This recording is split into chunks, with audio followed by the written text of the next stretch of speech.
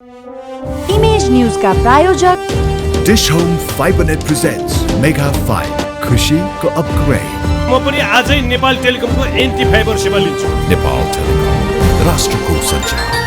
The best सौर्य cement, Riddhi Siddhi cement, गुणस्तरको नयाँ स्तर। 4000 यातायात व्यवसाय तथा 10,000 गाडीहरू जस्तै तपाईँ पनि ढुक्क हुनुहोस्।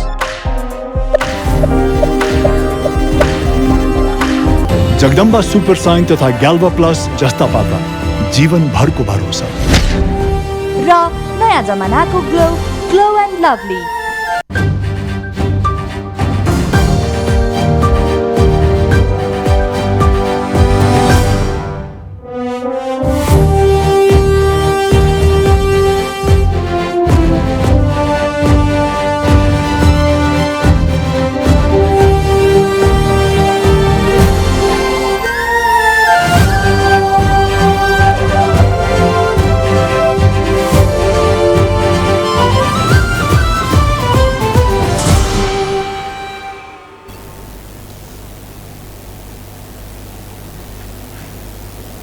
नमस्कार, इमेज न्यूजमा स्वागत छ। सुरुमा अहिलेसम्मका हेडलाइन्स। बुद्ध जयन्तीको दिन लुम्बिनी आएका भारतीय प्रधानमन्त्री मोदीले गरे नेपालको प्रशंसा। यहाँ आउँदा आध्यात्मिक भ्रमणको अनुभव। विभिन्न 6 सम्झौतामा हस्ताक्षर। स्थानीय चुनावको नतिजा घोषणा हुने क्रम तीव्र। घोषित मध्ये 72 प्रमुख सहित कांग्रेसको अग्रता। एमालेको 54 पालिका प्रमुख, माओवादीले जित्यो 37 प्रमुख। चुनावमा धाँधली भएको एमालेको आरोपको प्रमुख निर्वाचन आयुक्त थपलियाद्वारा खण्डन। आरोप पुष्टि गर्न चुनौती। जेठ 5 भित्र सबै तहको मतगणना सक्ने प्रतिबद्धता। स्थानीय तह निर्वाचनको प्रारम्भिक नतिजाले एमाले अतालिएको कांग्रेसको टिप्पणी। मतपरिणाम स्वाभाविक रहेको प्रतिक्रिया।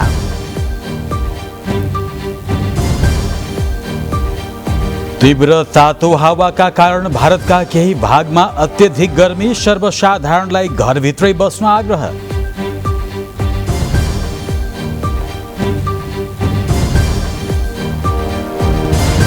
र पहिलो महिला T20 अन्तर्राष्ट्रिय नेपाल युगाण्डासँग 12 रनले पराजित। नेपाल 5 खेलको सिरिजमा 1-0 ले पछाडि। इमेज न्यूज अब विस्तारमा। भारतीय प्रधानमन्त्री नरेन्द्र मोदीले नेपाल भारत बीचको साझा प्रेम नै यहाँको पुँजी भएको बताउनु भएको छ। 2566औं बुद्ध जयन्तीको मूल समारोहलाई लुम्बिनीमा सम्बोधन गर्दै प्रधानमन्त्री मोदीले यो पुँजी जति समृद्ध हुन्छ त्यति भगवान गौतम बुद्धको सन्देश फैलाउन सकिने बताउनुभयो। मायादेवी मन्दिरको दर्शन अविस्मरणीय रहेको र यो पवित्र ठाउँ जहाँ भगवान बुद्धले जन्म लिए यहाँको ऊर्जा र चेतनाको अनुभूति फरक पाएको प्रधानमन्त्री मोदीको भनाइ छ। उहाँले नेपाल राम बिना पनि अधुरो हुने बताउँदै भारतमा बन्दै गरेको राम मन्दिरका कारण नेपाली हर्षित भएको विश्वास व्यक्त गर्नुभयो। जहां स्वयं भगवान बुद्ध ने जन्म लिया हो, वहां की ऊर्जा, वहां की चेतना, ये अलग ही एहसास है। नेपाल के बिना हमारे राम भी अधूरे हैं। मुझे पता है कि आज जब भारत में भगवान श्री राम का भव्य मंदिर बन रहा है तो नेपाल के लोग भी उतना ही खुशी महसूस कर रहे हैं। नेपाल आउँदा राजनीतिक भन्दा पनि आध्यात्मिक भ्रमणको अनुभूति हुने बताउँदै उहाँले नेपाल विश्वकै सबैभन्दा उच्च पर्वत सगरमाथा मात्रैको देश नभई पवित्र तीर्थ, प्राचीन सभ्यता, मठ मन्दिर सम्हालेर राख्ने देश भएको बताउनुभयो। नेपालमा जन्मेकी सीता र भगवान गौतम बुद्धको भारतसँग प्रत्यक्ष सम्बन्ध रहेको उहाँको भनाइ छ। भगवान बुद्ध लुम्बिनीमा सिद्धार्थको रूपमा जन्मेर बुद्ध जयन्तीको दिन भारतको बोधगयामा ज्ञान प्राप्त गरेकाले नेपाल भारत दुवै ठाउँमा सम्बन्ध बनाएको उहाँले बताउनुभयो। पूर्णिमा का दिन लुम्बिनी में सिद्धार्थ के रूप में बुद्ध का जन्म हुआ। इसी दिन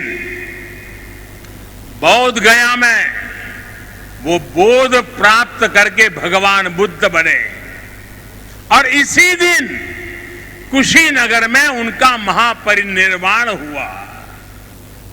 एक ही तिथि, एक ही वैशाख पूर्णिमा पर भगवान बुद्ध की जीवन यात्रा के ये पड़ाव केवल संयोग मात्र नहीं था, इसमें बुद्धत्व का वो दार्शनिक संदेश भी है।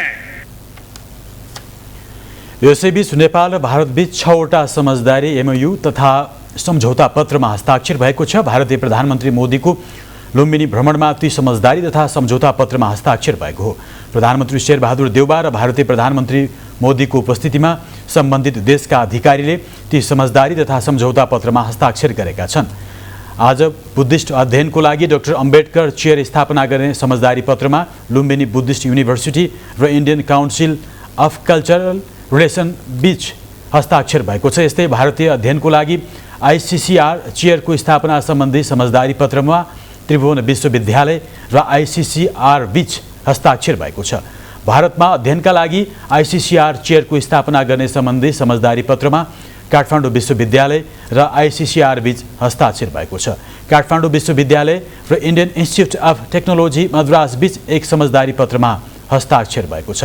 सोमबार नै काठमाडौँ विश्वविद्यालय र Indian Institute of Technology IIT भारतबीच स्नातकोत्तर तहमा संयुक्त कार्यक्रम सञ्चालन गर्ने सम्बन्धी लेटर अफ एग्रिमेन्ट भएको छ।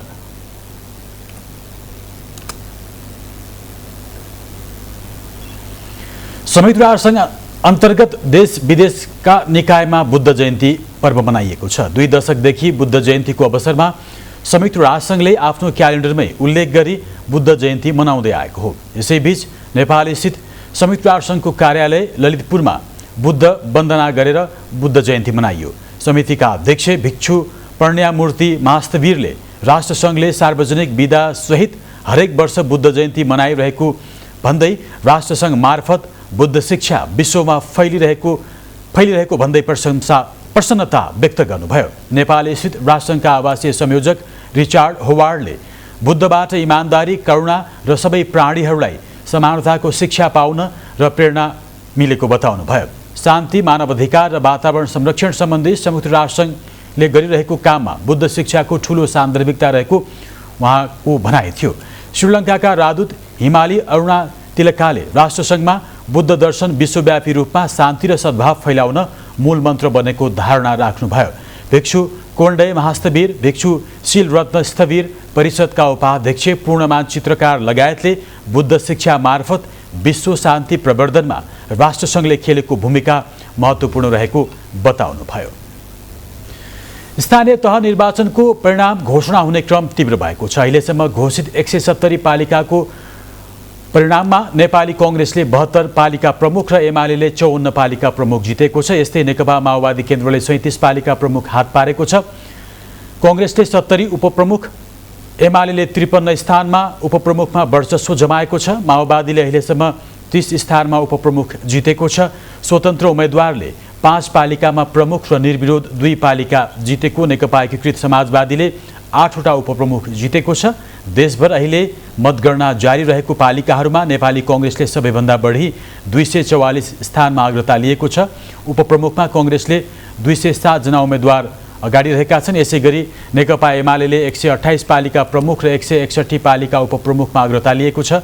माओवादीका 78 जना प्रमुख र 94 जना उपप्रमुखका उम्मेदवार अगाडि छन्। जनता समाजवादी पार्टी नेपाल 29 र नेकपा एकीकृत समाजवादी 18 ठाउँमा अगाडि छन्। लोकतान्त्रिक समाजवादी पार्टी भने 12 ठाउँमा अग्रस्थानमा रहेको छ। राष्ट्रिय प्रजातन्त्र पार्टी सहित अन्य उम्मेदवारहरू 22 पालिकामा अगाडि देखिएका छन्। स्थानीय तह निर्वाचन अन्तर्गत मुलुकका 6वटै महानगरपालिकामा मतगणना जारी छ। काठमाडौँको मेयरमा स्वतन्त्र उम्मेदवार बालेन शाहको अग्रता कायमै छ।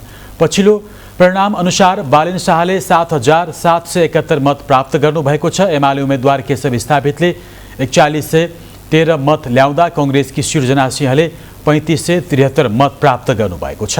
यसैगरी ललितपुर महानगरपालिकाको मेयरमा कांग्रेस उम्मेदवार चिरीबाबु महर्जनले अग्रता लिनुभएको छ। उहाँको 4730 मत प्राप्त गर्दा एमालेका हरिकृष्ण व्यञ्जनकारले 1744 मत प्राप्त गर्नुभएको छ। उता चितवनको भरतपुर महानगरपालिकाको मेयरमा एमालेका विजय सुवेदीले 4757 मत पाउँदा माओवादीकी रेणु दाहालले 4703 मत पाउनु भएको छ। यस्तै विराटनगर महानगरपालिकाको मेयरमा कांग्रेसका उम्मेद्वार नागेश कोइरालाले अग्रता कायम राख्नु भएको छ। अहिलेसम्म उहाँले 5532 मत प्राप्त गर्दा एमालेका सागर थापाले 3974 मत पाउनु भएको छ। यसैगरी पोखरा महानगरपालिकामा गठबन्धनका उम्मेद्वार एकीकृत समाजवादीका धनराज आचार्यको 5748 मत रहेको छ। एमालेका कृष्णबहादुर थापाले 5078 मत पाउनु भएको छ। वीरगञ्ज महानगरमा गठबन्धनबाट उम्मेद्वार बन्नुभएका जनता समाजवादी पार्टीका राजेशमान सिंहको 5133 हुँदा एमालेका विजय कुमार सरावगीले 2306 मत ल्याउनु भएको छ।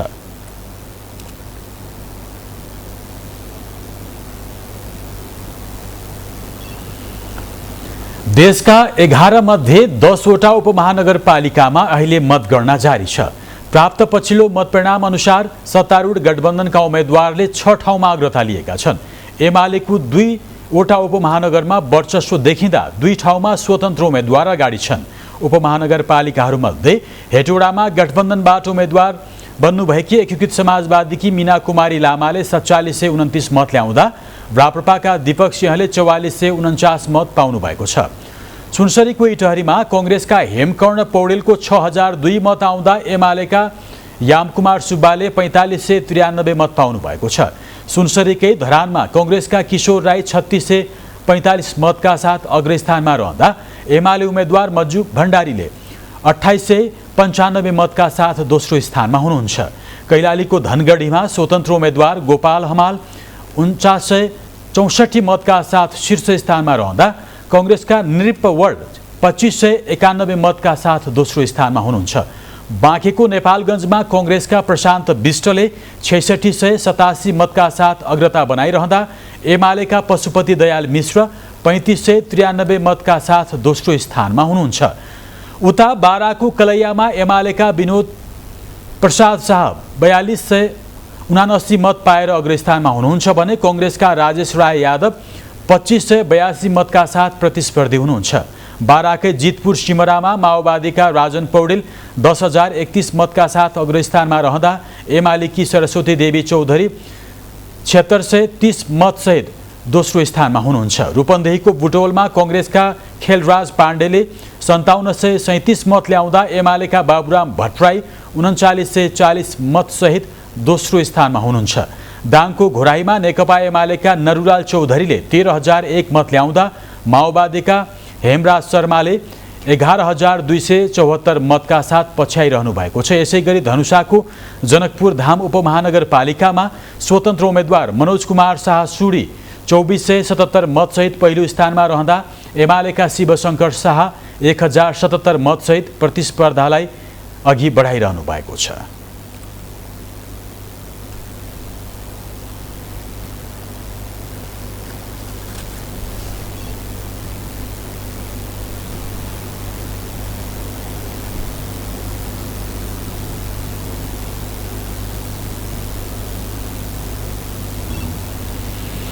मुलुकका विभिन्न पालिकाहरूमा मतगणना जारी छ। अब हामी नेपालगञ्जतर्फ लाग्दैछौँ। सहकर्मी नरेन्द्र थापा यति बेला हामीसँग हुनुहुन्छ। नरेन्द्रजी। हजुर राजनजी। नेपालगञ्ज बाँकेमा मतगणनाको काम कसरी अगाडि बढिरहेको छ? अहिलेसम्मको त्यहाँ पछिल्लो ताजा स्थिति के छ, जानकारी गराइदिनुहोस् न। निर्वाचन पश्चात जुन भेरी नेपालगञ्जको भेरी प्राविधिक शिक्षालयमा गत 3 दिनदेखि मतगणना सुरु भइरहेको छ र जसमा केही वडाहरूको नतिजा आइसकेको छ, तर एकदमै बिस्तारै सुस्त गतिमा त्यो प्रक्रिया अहिले यहाँ नेपालगञ्जमा चलिरहेको छ। बाँकेमा अहिलेसम्म कुन दलले अग्रता बनाइरहेको स्थिति छ नरेन्द्रजी? बाँकेमा 8 वटा पालिकाहरू रहेका छन्, जसमा एउटा नेपालगञ्ज उपमहानगरपालिका, एउटा कोलपुर नगरपालिका र 6 वटा गाउँपालिकामा बाँकेको राप्ती सनारी गाउँपालिकामा नेपाली कांग्रेस, त्यसैगरी कोलपुर, नेपालगञ्ज, जानकी र डुणुवामा नेपाली कांग्रेसले अग्रता लिइरहेको छ भने खजुरामा एमालेको उम्मेद्वारले अग्रता लिएको छन्। त्यसैगरी नरेनापुरमा जसपाका उम्मेद्वारले अहिले अग्रता लिइरहेका छन्। नेपालगञ्ज उपमहानगरपालिकाको पछिल्लो स्थिति के छ? मतगणना जारी चाहिँ यहाँ केही वडाको 7वटा वडाको नतिजा यहाँ प्राप्त भइसकेको छ अहिलेसम्म, जसमा नेपाली कङ्ग्रेसले 2वटा वडा, त्यसै गरी जसपाले 2टा वडा, राप्रपाले 1 वडा, माओवादीले 1वटा वडा र एमाले 1वटा वडा लिएको छ भने नेपालगञ्ज उपमहानगरपालिकाको मेयरमा नेपाली कङ्ग्रेसका प्रशान्त विष्ट अग्रस्थानमा रहनु भएको छ भने उहाँलाई एमालेका पशुपति दयाल मिश्रले पछ्याइराख्नु भएको छ। त्यसै गरी तेस्रो स्थानमा राप्रपाका नन्दलाल वैश्य हुनुहुन्छ। त्यसै गरी उपमेयरमा जसपाका कमरुद्दिन राईले अग्रस्थानमा हुनुहुन्छ भने उहाँलाई राप्रपाका बिन्दु चर्ती मगरले पछ्याइराख्नु भएको छ। यो गठबन्धन कुन कुन दल बीच भएको थियो, कसरी भएको थियो र त्यो गठबन्धनको प्रभाव कस्तो देखियो बाँकेमा नरेन्द्रजी? बाँकेमा गठबन्धनको प्रभाव ठिकै देखिएको छ। सबैसँग गठबन्धन भएको छैन। जसरी नेपालगञ्जमा जसपा र नेपाली कङ्ग्रेसको मात्र गठबन्धन भएको छ, यसमा अन्य दलहरू आपसमै लडिरहेका छन् भनेपछि त्यसै गरी खजुरा गाउँपालिकामा नेपाली कङ्ग्रेस र माओवादी बीच गठबन्धन भएको छ। त्यसै गरी अन्य पालिकाहरूमा भने गठबन्धन भएको छैन। अब यो मत परिणाम सबै पालिकाहरूको आइसक्नको लागि कति दिन जति लाग्ने देखिन्छ र यो मतगणनालाई अझै तीव्र गतिमा लैजानको लागि केही फरक तरिकाले अगाडि बढ्ने बारेमा निर्वाचन कार्यालयहरूले केही सोचेको छ? यस बारेमा आजसम्मको अवस्थामा त यो गतिमा यदि मतगणना गर्ने हो भने त्यसले पक्कै पनि 7 देखि 10 दिनसम्म लाग्छ होला। तर अहिले निर्वाचन समिति जुन छ उनीहरूले चाहिँ यसलाई थप मानिसहरू जनशक्तिहरू थप गरेर यसलाई छिटो बढाउन लागेका छन् र यो यदि त्यसो गरियो भने करिब 4 दिनभित्र सबै पालिकाहरूको नतिजा आइसक्नेछ। हस् नरेन्द्रजी, जानकारीको लागि धेरै धेरै धन्यवाद। यता काठमाडौँ महानगरपालिकाको मतगणना सुस्त भएपछि मतगणना स्थल थपिने भएको छ। पहिलो दिन 3 ठाउँबाट मतगणना सुरु गरिएको थियो। आज दिउँसोसम्म 5 ठाउँमा गणना स्थल रहेको छ। यसलाई पनि बढाएर 7 पुर्याउन लागि मुख्य निर्वाचन अधिकृत राजकुमार खतिवड़ाले जानकारी दिनुभयो। मतगणनामा ढिलाइ भएको गुनासो आएपछि गणना स्थल थपेर 7 पुर्याउन लागि उहाँले जानकारी दिनुभयो। हाल काठमाडौँको वडा नम्बर 3, 4, 5, 31 र 32 को मतगणना जारी छ। वडा नम्बर 1 र वडा नम्बर 2 को अन्तिम परिणाम सार्वजनिक भइसकेको छ।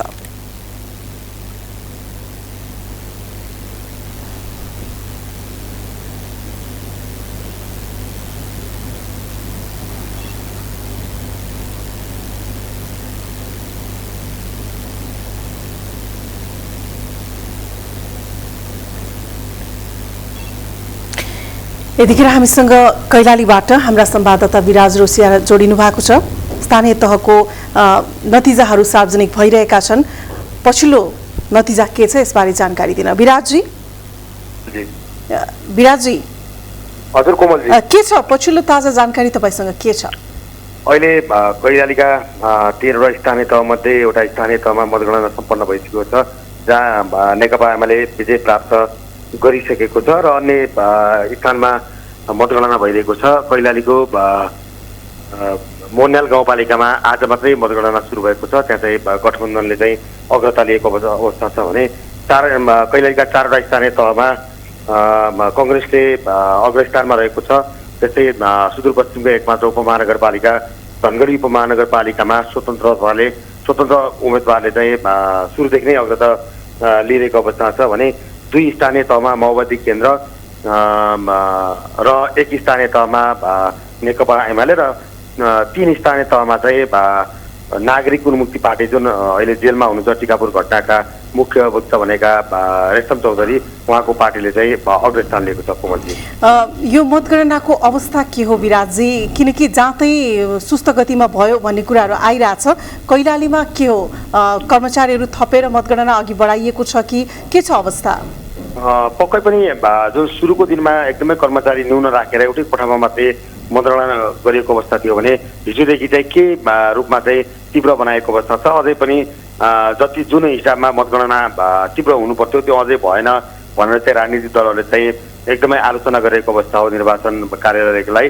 अझै पनि जसरी तीव्र गतिमा विभिन्न ठाउँमा बुथे बनाएर कर्मचारी थपेर जसरी मतगणना गरिनु पर्थ्यो त्यो अझै भएको छैन। कमलजी, 2 दिनमा सबै नतिजा आउने भनेर प्रमुख निर्वाचन आयुक्तले भनिराख्नु भएको छ। के छ अवस्था? 2 दिनमा सबै अन्तिम नतिजा आइसक्ला विराजजी? अब केही गाउँपालिकाहरूको चाहिँ आउन सक्ला, तर धनगढी उपमहानगरपालिका लगायतका केही नगरपालिकाको चाहिँ 2 दिनमा आउने सम्भावना छैन। यही गतिमा मतगणना गर्ने हो भने यो सम्भावना देखिन्न। धनगढी उपमहानगरपालिकामा 61,000 भन्दा बढी चाहिँ मत खसेको अवस्था छ। अहिले जम्मा 11,000 मात्रै मतगणना भएको अवस्था छ। यही सुस्त गतिमा जाने भने चाहिँ 2 दिनमा कैलालीका अधिकांश स्थानीय बहुमत स्थानीय तहको मत सार्वजनिक हुन्न। कुमारजी हस् विराजी, जानकारीलाई धन्यवाद। उहाँ हुनुहुन्थ्यो हाम्रा संवाददाता विराज रोसियारा, कैलालीबाट हामीसँग प्रत्यक्ष जोडिनु भएको थियो। अब बाँकी प्रसङ्गतिर लागौँ। स्थानीय तह निर्वाचनको मतपरिणाम धमाधम आउन थालेको छ। मतगणनामा विलम्ब हुँदा नतिजा कुरेर मतगणना स्थल बाहिर बसेका मतदाताहरू केही थकित जस्ता देखिन्छन्। तर काठमाडौँको राष्ट्रिय सभागृहको दृश्य पनि फरक छ। महानगरपालिकाका मेयरका उम्मेद्वार बालेन शाहले सुरुदेखि नै अग्रता कायम गरेपछि उनका समर्थकहरूको उपस्थिति हेर्न लायक छ। नाचगान, नाराबाजी र र्यापको माहौलले सबैको ध्यान खिचेको छ। के रिपोर्ट।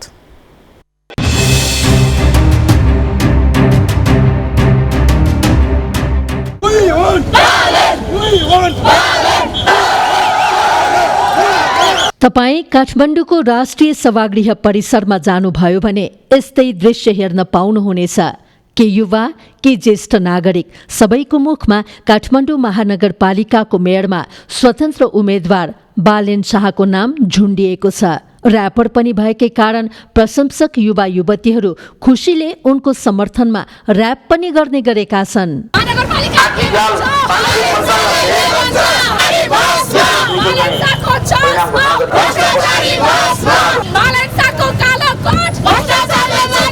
तन्तलापुर घाम अनि निधारभरि पसिना, तर परवाह छैन गर्मीको। बस समर्थन छ बालेनको। सामाजिक सञ्जाल होस् वा शहर बजारका चोक गल्ली, महानगरको मेयरमा अग्रता बनाइरहँदा उनकै चर्चा भइरहेको छ। विचार फरक हुन्छ। मेरो विचारमा चाहिँ अब योग्य पढे लेखेको, अब ब्याकग्राउन्ड पनि राम्रो, अनि त्यही जस्तो लाग्छ मलाई। जताकतै पराय ठाउँमा भनौँ न, पराय ठाउँमा त्यस्तो चर्चा उसकै छ। बालेनले जित्यो भने राम्रो हुन्छ यताउता भन्ने आछ। राम्रो हुन्छ। अब स्वतन्त्र पार्टीको ठिकै हुन्छ भने। अब यहाँ चाहिँ बालेन शाहले नै जित्नुहुन्छ भन्ने चर्चा चाहिँ उहाँको नै छ। सबैतिर चाहिँ उहाँकै नाम लिइरहेको हुन्छ। स्वतन्त्रले जित्योस्, धेरै देखियो, पहिला पार्टीहरूले पनि धेरै जित्यो, उनीहरूले चेन्ज गरेन। बालेन आओस् र काठमाडौँमा चेन्ज होस्। किन चाहन्छु भने म काम गर्ने स्थल काठमाडौँ हो, म गरी खाने ठाउँ काठमाडौँ हो, र यहाँको चेन्ज हुनको लागि बालेनले जित्नु आवश्यक छ भनेको पनि होइन। त्यसो त उमेर ढल्केका यी व्यक्ति धुलीखेलदेखि काठमाडौँ महानगरपालिकाको चुनावी नतिजाको रमझम हेर्न राजधानी आइपुगेका हुन्। प्रत्यक्ष रूपमा बालेनलाई नभेटे पनि उनको समर्थनको लागि काठमाडौँ आएका हुन्। बालेन शाहको मलाई चाहिँ, म बुढो भए पनि 30-31 वर्षको भन्ने सुन्छु, उहाँकै मलाई धेरै रुचि लाग्यो। हेर्नुहोस्, उहाँकै लागि आएको धुलीखेलदेखि। अब भेटिएन भने पनि यही मार्फत भेटिन्छ। अब पछिल्लो समय युवा युवतीसँगै पाका व्यक्तिहरू पनि बालेनकै समर्थनमा देखिएका छन्। संसारैभरि अब यो अधिराज्य नेपालभरमा यस्तै नेताहरू जन्मिनुपर्छ, अनि मात्रै नेपाल बन्छ, नत्र बन्दैन। मेरो मन जितेन, तर म नेपाली काङ्ग्रेसको मान्छे हुँ, प्योर। मैले एउटा बालेन शाहलाई हालेको छु, अरू टोटली नेपाली काङ्ग्रेसलाई हालेँ मैले। किनभने म पार्टी 46 सालदेखि पार्टी भुक्तभोगी मान्छे हुँ, तर मैले एउटा हालेकै छु उसलाई, मेयरमा मैले हालेँ मैले। बालेन शाह यो काठमाडौँ जस्तो मुटु ठाउँमा जो आउँदै हुनुहुन्छ है, यो गणतन्त्र लोकतन्त्र समाप्त भएको सूचक पनि हो। व्यक्ति विशेष भन्दा पनि मुलुकको परिवर्तन चाहेका अधिकांशको भनाइ छ। चुनावी मत परिणामको लागि राखिएको स्क्रिनमा जब उनीहरूको आँखा पर्छ अनि लगाउन थाल्छन् समर्थकहरू नारा। व्यक्तिगत रूपमा जुनसुकै पार्टीको भए तापनि यस ठाउँको माहौल हेर्न आउने जो कोहीको समय यही दृश्य हेरेर बित्ने गरेको छ आजकल। इमेज न्यूजका लागि लक्ष्मणमान डङ्गोल र दिलीप पोखरेलका साथमा ग्रीष्मा राज भण्डारी।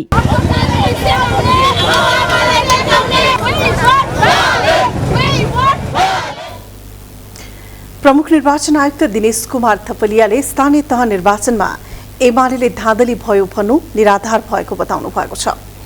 धरान उपमहानगरपालिकाको मतगणनाको निरीक्षण गर्न धरान पुग्नुभएका थपलियाले एमाले चुनाव धाँधलीपूर्ण भएको आक्षेप लगाएको सन्दर्भमा सञ्चारकर्मीहरूले राखेको जिज्ञासामा कसले के आरोप लगाउँछ त्यो निर्वाचन आयोगको सरोकार होइन भन्दै सबैको सहयोगले चुनाव शान्तिपूर्ण सम्पन्न भएको दावी गर्नुभयो। उहाँले निर्वाचनमा धाँधली भएको आरोप लगाउनेहरूलाई नै यसको जवाब खोज्न आग्रह गर्दै निर्वाचन के कसरी सम्पन्न हुँदैछ भन्ने सबैलाई थाहा भएकाले हल्लाका पछि नलाग्न आग्रह गर्नुभयो।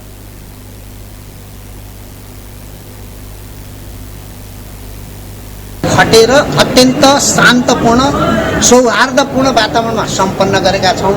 यो जस आयोगले एक्लै गरेको भनिरहेको छैन, यसमा दलहरूको तत्परता छ, तपाईहरू सबैको खबरदारी छ, आम नागरिक समाजको चाहिँ एकदम सुझबुझपूर्ण दबाव छ र हामीले हाम्रो संवैधानिक जिम्मेवारी पूरा गरेका छौँ। सरकार, सुरक्षाकर्मी सबै खटेको छ। तपाईहरूले जसले आरोप लगाएको छ उसैलाई सोध्न पर्यो हैन।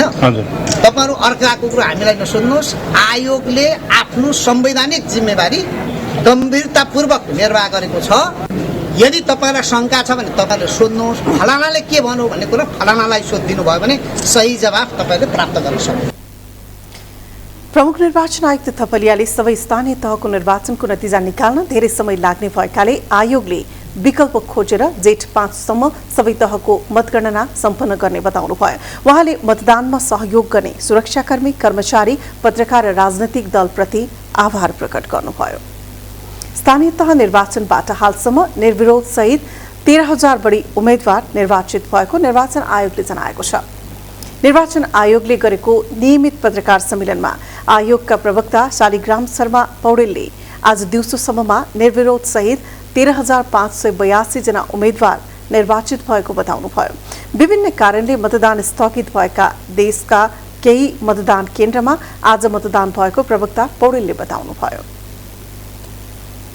प्रणालीमा प्रविष्टि भए अनुसार प्रमुख 13, अध्यक्ष 117, उपप्रमुख 13, उपाध्यक्ष 117, वडा अध्यक्ष 2679, वडा सदस्य 5318, महिला वडा सदस्य 2678, दलित महिला सदस्य 2647 गरी कुल 13,582 जना उम्मेदवार निर्विरोध समेत निर्वाचित हुनुभएको छ। मिति 79 वैशाख 30 गते विभिन्न कारणले मतदान अवरुद्ध भएका मतदान केन्द्रमा शान्तिपूर्ण ढङ्गले मतदान भइरहेको छ। मतदान स्थगित भएका बाँकी मतदान केन्द्रमा छिट्टै सूचना दिएर निर्वाचन गराइने उहाँले जानकारी दिनुभयो। छिटफुट घटना बाहेक देशभर निर्वाचन शान्तिपूर्ण रूपमा सम्पन्न भएको आयोगले जनाएको छ। नेपाली कांग्रेसले स्थानीय तह निर्वाचनको मतपरिणाम आउन थालेपछि प्रमुख प्रतिपक्ष नेकपा एमाले अत्तालिएको बताएको छ। एमालेले निर्वाचन प्रक्रिया लगायतमा प्रश्न उठाउँदै विज्ञप्ति जारी गरेको थियो। निर्वाचनमा कांग्रेस गठबन्धनमा सहभागी अन्य दलको पक्षमा आएको परिणाम र देशभरका पालिकामा मतगणनाको प्रारम्भिक नतिजाले नेकपा एमाले अत्तालिएको कांग्रेस प्रवक्ता डाक्टर प्रकाश शरण महतले बताउनुभयो। मतपरिणामलाई कांग्रेसले स्वाभाविक मानिरहेको उहाँको भनाइ छ। विश्वासको जगमा सत्तारूढ गठबन्धनको पक्षमा स्थानीय तहको निर्वाचनको नतिजा आइरहेको र यसलाई स्वाभाविक मानेको उहाँको भनाइ छ। कांग्रेसले निकालेको विज्ञप्तिमा भनिएको छ, निर्वाचन परिणाम आफ्नो पक्षमा नआएपछि एमालेले निर्वाचनको सम्पूर्ण चाँजो पाँजो मिलाउन निर्वाचन आयोगको माग र खटनपटन अनुसार काम गर्ने राष्ट्र सेवक कर्मचारी र सुरक्षाकर्मीले निर्वाह गरेको जिम्मेवारीलाई लिएर सरकारलाई योजनाबद्ध रूपमा धाँधली गरेको भन्नु गैर जिम्मेवारीपनको पराकाष्ठ भएको कांग्रेसले बताएको छ। निर्वाचन कार्यतालिकामा उम्मेदवारी दर्ताको समय 2 दिन राख्ने निर्णय निर्वाचन आयोगले गरेको र त्यसमा सरकार वा गठबन्धन दलको कुनै भूमिका नभएको कांग्रेसले स्पष्ट पारेको छ।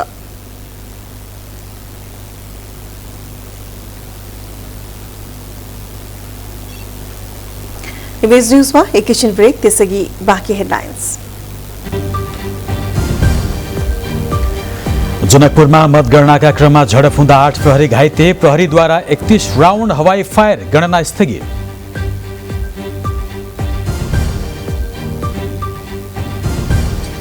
भोलिबाट बजेट अधिवेशनलाई सौहार्दपूर्ण ढंगले सञ्चालन गर्न राजनैतिक दलहरूलाई सभामुख सापकोटाको अपील।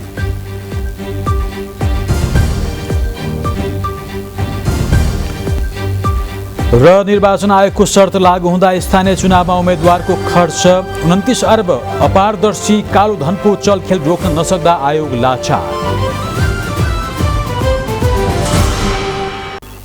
ब्रेकपछि स्वागत छ बाँकी न्यूज। जनकपुरमा मतगणना स्थलमा झडप हुँदा 8 सुरक्षाकर्मी घाइते भएका छन्।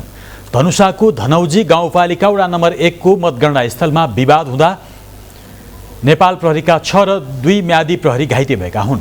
मतगणना भइरहँदा खसेको मतभन्दा करिब 15वटा मतपत्र बढी भेटिएको भन्दै विभिन्न दलका नेता कार्यकर्ताहरूले गरेको विरोधले उग्र रूप लिएसँगै झडप भएको हो। स्थिति नियन्त्रणमा लिने क्रममा प्रहरीले 31 राउन्ड हवाई फायर समेत गर्नु परेको इलाका प्रहरी कार्यालय धनौजीका प्रहरी नायब उपरीक्षक दीपक रायले जानकारी दिनुभयो। सर्लाहीको हरिवन नगरपालिका वडा नम्बर 7 को मतगणना दोहोर्याउनु पर्ने माग राख्दै नेपाली कांग्रेसका कार्यकर्ताहरूले हरिवन स्थित पूर्व पश्चिम राजमार्ग अवरुद्ध गरेका छन्। हरिवन नगरपालिका 7 को वडा अध्यक्षमा कांग्रेसका प्रत्याशी अशोक थापा नेकपा एमालेका प्रत्याशी निरध्वज कार्कीसँग 1 मतले पराजित भएसँगै कांग्रेसले पुनः मतगणनाको माग गरेको हो। तर निर्वाचन अधिकृत रुद्रप्रसाद आचार्यले पुनः मतगणना गर्नु नपर्ने भन्ने सूचना प्रकाशित गरेपछि कांग्रेसका कार्यकर्ताले मतगणना स्थल इलाका प्रशासन कार्यालयमा ढुङ्गामुढा गरेका छन्। ढुङ्गामुढाबाट इलाका प्रशासन कार्यालयको झ्यालको सिसा फुटेको छ। सुरक्षाकर्मीले 2 सेल अश्रु ग्यास समेत प्रहार गरेको छ। त्यस लगत्तै कांग्रेस कार्यकर्ताहरूले पूर्व पश्चिम राजमार्गमा नाराबाजी सहित टायर बालेर चक्काजाम गरेका थिए। निर्वाचन अधिकृत आचार्यले सर्वदलीय बैठक डाकिएको जानकारी दिनुभएको छ। भक्तपुर नगरपालिकाको मेयरदेखि वडा सदस्यसम्मका सबै पदमा नेपाल मजदुर किसान पार्टीका उम्मेद्वार निर्वाचित भएका छन्। मेयरमा निवर्तमान मेयर सुनिल प्रजापति नै अत्यधिक मतसहित निर्वाचित हुनुभएको छ। उहाँ 29,200 मतसहित विजयी हुनुभएको हो। उहाँका निकटतम प्रतिद्वन्दी नेपाली कांग्रेसका रामप्रसाद कासुलाले 3352 मत पाउनु भएको छ। उपमेयरमा नेमकिपाकै रजनी जोशी 29,695 मत ल्याएर निर्वाचित हुनुभयो। उहाँका निकटतम प्रतिद्वन्दी एमालेकी रञ्जना खरबुजाले 2784 मत प्राप्त गर्नुभयो। सर्लाहीको रामनगर गाउँपालिकाको अध्यक्षमा 22 वर्षीय राजाबाबु यादव विजयी हुनुभएको छ। उहाँ नेकपा माओवादी केन्द्रका तर्फबाट अध्यक्षमा विजयी हुनुभएको हो। यादवले 4081 मत ल्याउँदा उहाँका निकटतम प्रतिस्पर्धी नेपाली कांग्रेसका हरिनन्दन प्रसाद यादवले 2392 मत प्राप्त गर्नुभएको थियो। त्यसैगरी उपाध्यक्षमा माओवादीकी गीता देवी 3523 मत प्राप्त गरी विजयी हुनुभएको छ। उहाँका निकटतम प्रतिद्वन्दी कांग्रेसकी कोशिला शाहले 2637 मत ल्याउनुभयो। 2074 सालको निर्वाचनमा यहाँबाट नेपाली कांग्रेसका कृष्णप्रसाद वर्मा अध्यक्षमा निर्वाचित हुनुभएको थियो। अध्यक्षमा निर्वाचित यादव पूर्व सांसद शिवपूजन राय यादवका छोरा हुनुहुन्छ। निर्वाचित अध्यक्ष यादव काठमाडौँमा बीबीएस पढ्दै हुनुहुन्छ।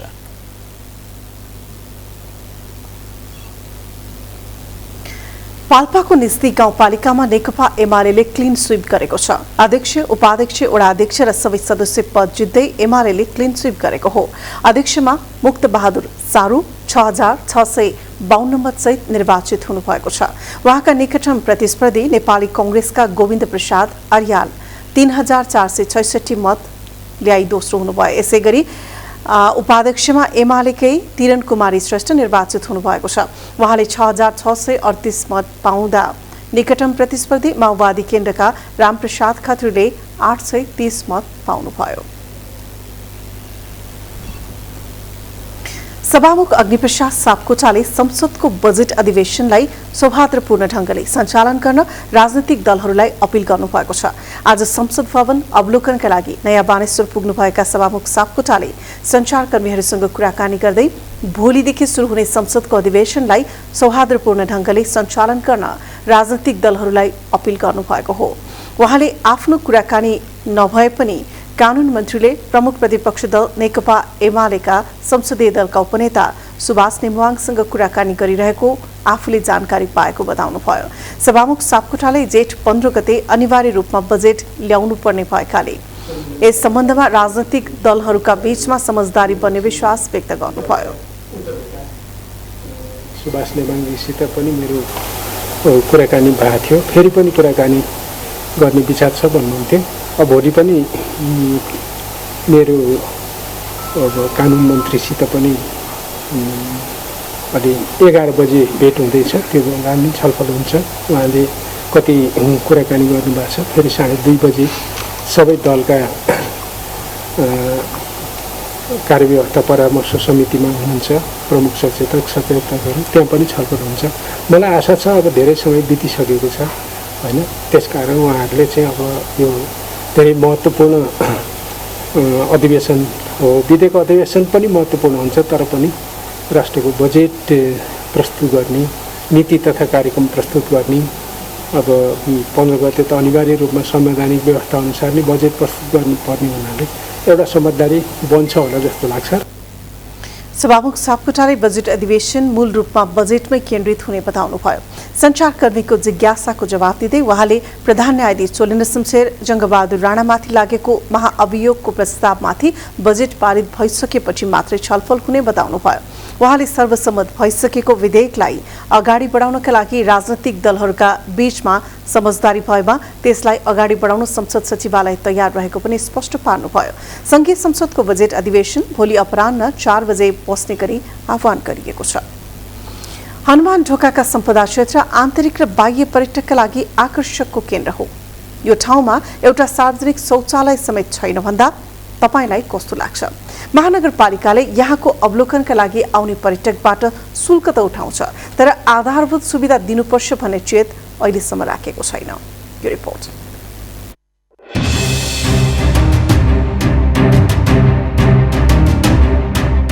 स्थानीय चुनावमा वडा सदस्यदेखि महानगर प्रमुख उठेसम्मको एउटै प्रतिबद्धता हुने गर्दछ, काठमाडौँका ऐतिहासिक र सांस्कृतिक सम्पदाको संरक्षण गर्ने। तर चुनावमा गरिने राजनीतिक प्रतिबद्धता फगत पानीको फोका बन्ने गरेका छन्। त्यसको प्रत्यक्ष उदाहरण हो हनुमान ढोका दरबार क्षेत्र। हनुमान ढोका क्षेत्र यस्तो ठाउँ हो जहाँ जति बेलै पनि मानिसको बाक्लो उपस्थिति रहन्छ। किनमेलका लागि बजार पुग्ने मानिसदेखि 7 समुद्र पारीबाट आएका पर्यटकको आकर्षण मानिने दरबार क्षेत्र विकृति र विसंगतिको अखडा बनेको छ। एकातिर फोहोर व्यवस्थापनको समस्या त छँदैछ, अर्कातिर शौचालयको प्रबन्ध नहुँदा त्यो क्षेत्र अवलोकन गर्न आउनेले शास्ति बेहोर्नु परेको छ। पैसा लिने, पूर्वाधार नबनाउने महानगरको शैली स्थानीयलाई कति पनि चित्त बुझेको छैन। नगरपालिकाले पैसा उठाएको पनि अवस्था छ। त्यहाँ चाहिँ एकदम भयङ्कर पर्छ। त्यहाँ टोयलेटको समस्या छ, पुरा त्यहाँ तपाईँ माग्नेको व्यवस्था माग्नेहरूले चाहिँ पुरा मागिरहेको छ, टुरिस्टलाई दुःख दिइरहेको छ। त्यहाँ चाहिँ समस्या छ सर, त्यहाँ एकदम भयङ्कर समस्या छ। त्यहाँ शौचालय पनि छैन। हामी त्यहाँ पर्यटनहरू आउँछन्, त्यहाँ कहाँ त्यहाँ हिसाब गर्न जाने ठाउँ छैन। एकदम अवस्था राम्रो छैन सर। त्यहाँ चाहिँ अब चाहिँ कसले हेर्ने? त्यहाँ पुलिसको त्यहाँ नेपाल प्रहरी छ, आर्मी छ, तपाईँको त्यही फोहोर गरिरहेको हुन्छ। नगरपालिका त्यहाँ चाहिँ कसले हेर्ने हो? यो चाहिँ अब कसको दायित्व हो? यो राज्यले हेर्न पर्ने हो। त्यहाँ चाहिँ त्यसमा चाहिँ सरकारको ध्यान जानुपर्छ सर। काठमाडौँ महानगरपालिकाले 4 ठाउँमा काउन्टर राखेर शुल्क उठाउँदै आइरहेको छ। सार्क राष्ट्रका पर्यटकहरूको लागि 150 रुपैयाँ र अन्य राष्ट्रका पर्यटकहरूको लागि 1000 रुपैयाँ शुल्क निर्धारण गरिएको छ। सम्पदा क्षेत्रको अवलोकनको लागि आउने पर्यटकहरू उक्त क्षेत्रमा सामान बेच्न बसेकाहरूबाट खेप्नु परेको हैरानीमा पनि उत्तिकै पीडादायी छ। त्यसै गरी लागु पदार्थ दुर्व्यसनी र मादक पदार्थ सेवन गर्नेहरूले पनि पर्यटकहरूमाथि हुलहुज्जत गर्ने गरेका छन्। हनुमान ढोकामा रहेको प्रहरी परिसर त्यहाँबाट सरेपछि यो क्षेत्र झन् असुरक्षित बनेको हो। महानगरका सहायक प्रवक्ता महेश काफले भने फोहोर व्यवस्थापन गर्न कठिन भएका कारण उक्त दरबार क्षेत्रको सफाईतिर ध्यान दिन नसकिएको बताउनुहुन्छ। टोयलेट बनाउने भनेको कसरी बनाउने भन्ने नै अप्ठ्यारो कि अहिले बनाउनलाई सिमेन्ट प्रयोग नगर्ने या त्यहाँको अहिलेको टेक्नोलोजी प्रयोग नगर्दाखेरि जति हामीले दिनुपर्ने फिनिसिङ दिनुपर्ने त्यो फिनिसिङ हुँदैन। जति अहिले टेक्नोलोजी छ नि, अब पहिलेकै जस्तो बनाउने भनेको यो एयर कन्डिसन कसरी ल्याउने पहिलेको जस्तो? अहिले त्यहाँ आएपछि मान्छेले अलिकति रिफ्रेस भएको पनि जाओस् न होइन। टोयलेट त मैले पैसा पेमेन्ट गरिसकेपछि त अलिकति हाइजेनिक टोयलेट जाओस्, लङ टोयलेट जान नसकोस् भन्ने बनाएको हो। त्यसमा चाहिँ हामीलाई स्थानीयवासीहरूले सहयोग गर्नुपर्ने एनी टाइम हामी सहयोग गर्न सक्छौँ। टुरिस्ट क्षेत्रलाई अझ विशेष प्राथमिकता दिनुपर्ने हो, उठाउनु पर्ने हो। तर राख्ने कहाँ? उठाउनु तयार छौँ। यहाँले भनेको म विदिन मिनटभित्रमा कर्मचारी खटाउन, गाडी पठाउन, उठाउन तयार छु। तर फोहोर लैजाने कहाँ? सम्पदा क्षेत्रबाट पैसा उठाउन सक्ने महानगरले सम्पदा क्षेत्रको सरसफाई र पर्यटकको सुरक्षामा ध्यान दिन नसक्नु विडम्बना हो। स्थानीय निकायमा आउने नयाँ प्रतिनिधिले यस्ता विषयमा संवेदनशील हुन अति जरुरी छ। इमेज न्यूजका लागि क्यामेरा पर्सन भरत केसीका साथ दीपक श्रेष्ठ, काठमाडौँ। इमेज न्यूजमा अब बिजनेस न्यूज। बिजनेस न्यूज का प्रायोजक मेरो देश मेरो जगदम्बा सिमेन्ट। सर्वोत्तम सिमेन्ट, सर्वोत्तम मजबुती।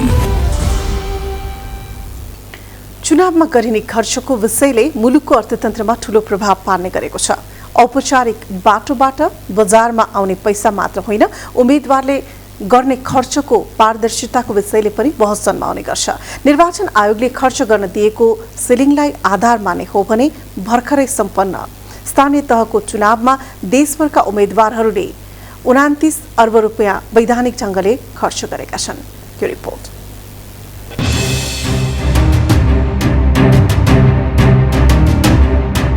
कुनै पनि चुनावमा आयोगले तोकेको सीमित खर्चभित्र उम्मेदवारहरूले चुनाव पार लगाउन नसक्ने भन्दै सार्वजनिक कार्यक्रममा विभिन्न प्रश्न उठ्ने गरेका छन्। निर्वाचन सम्बन्धी अध्ययन अनुसार चुनावमा उम्मेदवारले आयोगले तोके भन्दा 3 गुणा बढी खर्च गर्ने गरेका छन्। आयोगले महानगरपालिकाका प्रतिस्पर्धी उम्मेदवारलाई सबैभन्दा धेरै खर्च गर्ने अधिकार दिएको छ, जसअनुसार महानगरका प्रमुख र उपप्रमुखका उम्मेदवारले बढीमा 7,50,000 रुपियाँ खर्च गर्न पाउँछन्। उम्मेदवारहरूले अहिले गरिरहेको खर्चलाई हेर्ने हो भने आयोगले दिएको सेलिङभित्र रहेर चुनाव धान्ने अवस्था देखिँदैन। देशभरिका महानगर, उपमहानगर, नगर, गाउँपालिका वडामा 1,45,011 जना उम्मेदवारले प्रतिस्पर्धा गरेका छन्। खर्चको सीमालाई आधार मान्दा उनीहरूले 28 अर्ब 98 करोड 73,50,000 रुपियाँ वैधानिक बाटोमा खर्च गरेको देखिन्छ। आयोगले दिएको खर्चको सेलिङ र उम्मेदवारको संख्या हेर्दा महानगरमा प्रमुख र उपप्रमुखमा 244, वडा अध्यक्ष, वडा सदस्य गरी 4,04,239 जना उम्मेदवारले 1 अर्ब 38 करोड 15 लाख रुपियाँ महानगरपालिकाको चुनाव लड्न वैधानिक खर्च हुनेछ। उपमहानगरपालिकाका प्रमुख र उपप्रमुखका उम्मेदवारलाई प्रत्येकले 5,50,000 रुपियाँ खर्च गर्ने अधिकार आयोगले दिएको छ। वडा अध्यक्ष र वडा सदस्यले खर्च गर्न पाउने सीमा भनेको 2,50,000 रुपियाँ हो। त्यसैलाई आधार मान्दा देशभरका उपमहानगरपालिकाका 181 प्रमुख, 110 उपप्रमुख गरी जम्मा 6,109 जना उम्मेदवारले 1 अर्ब 61 करोड 45,50,000 रुपियाँ खर्च गर्दैछन्। नगरपालिकाका प्रमुख र उपप्रमुखलाई प्रति व्यक्ति 4,50,000 रुपियाँसम्म खर्च गर्न सक्ने अधिकार छ। वडा अध्यक्ष र सदस्यले 2 लाख रुपियाँ खर्च गर्न पाउँछन्। यसरी देशभरका नगरपालिकाका 71,203 जना उम्मेदवारले 15 अर्ब 41 करोड 21 लाख रुपियाँ खर्चिएका छन्। गाउँपालिका अध्यक्ष र उपाध्यक्षको लागि 3,50,000 रुपियाँ खर्च गर्ने सीमा आयोगले दिएको छ। वडा अध्यक्ष र सदस्यले 1,50,000 रुपियाँ खर्च गर्न पाउँछन्। त्यसकै आधारमा देशभरका गाउँपालिकाका 63,532 जना उम्मेदवारले 10 अर्ब 57 करोड 92 लाख रुपियाँ वैधानिक खर्च गरेका छन्। उम्मेदवार भन्दा चन्दादाताहरूबीच आफ्नो पक्षलाई जिताउन बढ्दो प्रतिस्पर्धा, दलका उम्मेदवारमाथि अन्तर्घात, राजनीति र निर्वाचनमा अपारदर्शी कालो धनको व्यापक प्रयोगमाथि आयोगको लाचारी थप विकृति थपेको छ।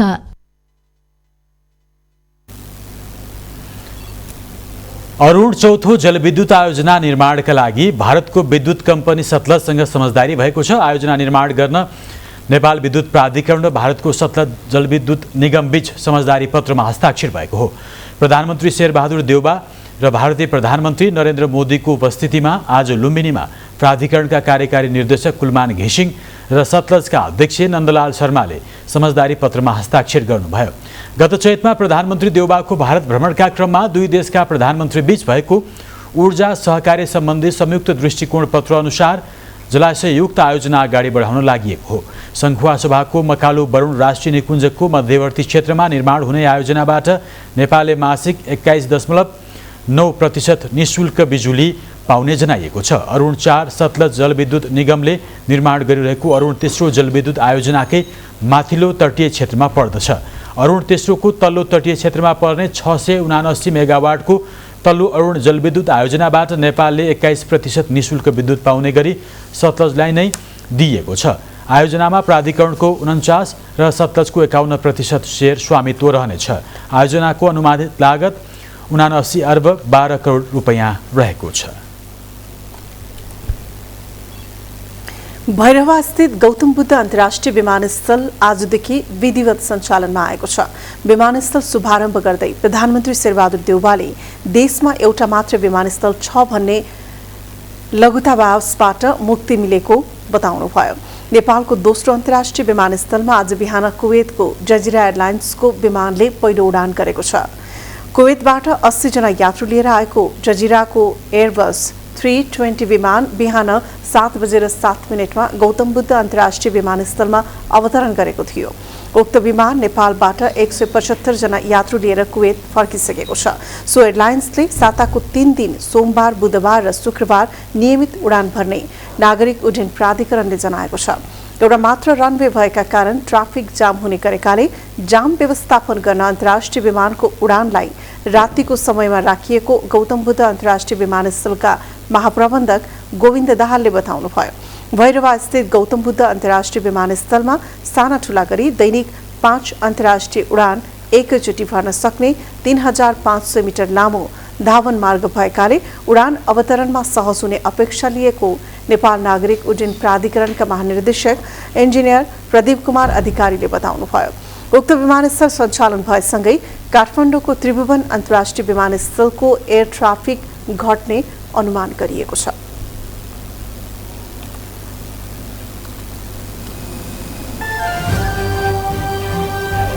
बिजनेस न्यूज का प्रायोजक मेरो देश मेरो जगदम्बा सिमेन्ट। सर्वोत्तम सिमेन्ट, सर्वोत्तम मजबुती। इमेज न्यूजमा पुनः ब्रेक, त्यसअघि बाँकी हेडलाइन्स।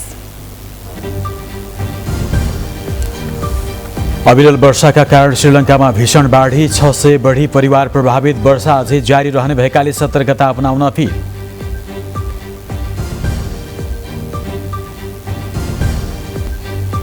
र पहिलो महिला T20 अन्तर्राष्ट्रियमा नेपाल युगाण्डासँग 12 रनले पराजित। नेपाल 5 खेलको सिरिजमा 1-0 पछाडि।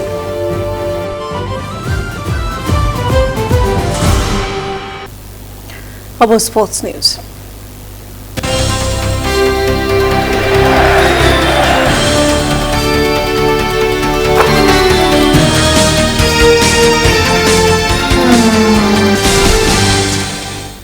पहिलो महिला T20 अन्तर्राष्ट्रियमा नेपाल पाहुना टोली युगाण्डासँग पराजित भएको छ। टियु क्रिकेट मैदानमा आज भएको खेलमा नेपाल युगाण्डासँग 12 रनले पराजित भएको हो। यो हारसँगै नेपाल 5 खेलको सिरिजमा 1-0 पछाडि परेको छ। युगाण्डाले दिएको 103 रनको लक्ष्य पछ्याएको नेपालले 20 ओभरमा 9 विकेट गुमाएर 90 रन मात्र बनाउन सक्यो।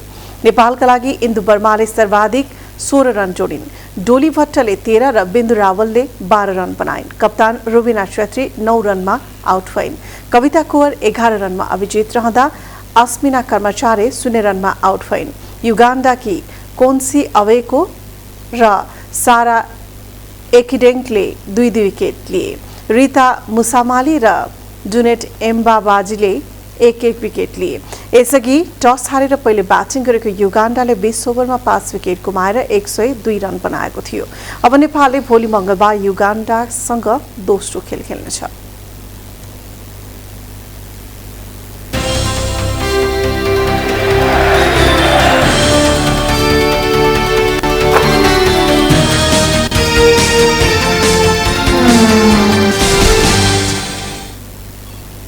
अब वेदर अपडेट।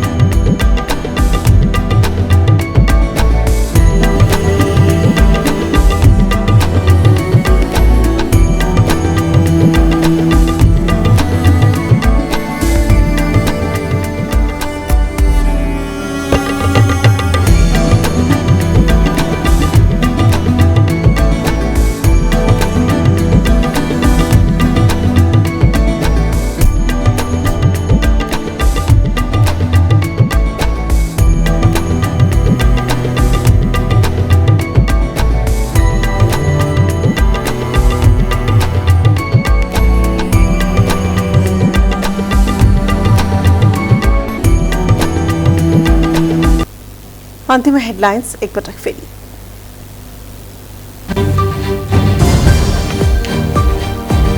बुद्ध जयन्तीको दिन लुम्बिनी आएका भारतीय प्रधानमन्त्री मोदीले गरे नेपालको प्रशंसा। यहाँ आउँदा आध्यात्मिक भ्रमणको अनुभव। विभिन्न 6 सम्झौता पत्रमा हस्ताक्षर।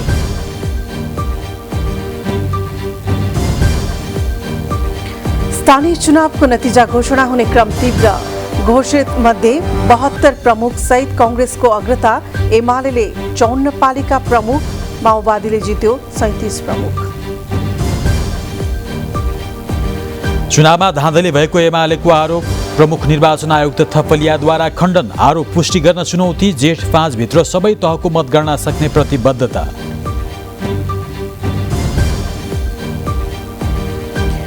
स्थानीय तह निर्वाचनको प्रारम्भिक परिणामले एमाले अतालिएको कांग्रेसको टिप्पणी मत परिणाम स्वाभाविक रहेको प्रतिक्रिया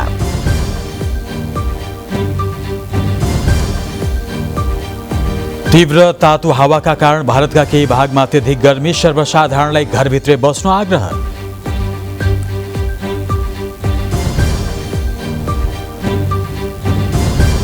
र पहिलो महिला टी20 अन्तर्राष्ट्रियमा नेपाल युगाण्डासँग 12 रनले पराजित नेपाल 5 खेलको सिरिजमा 1-0 ले पछाडि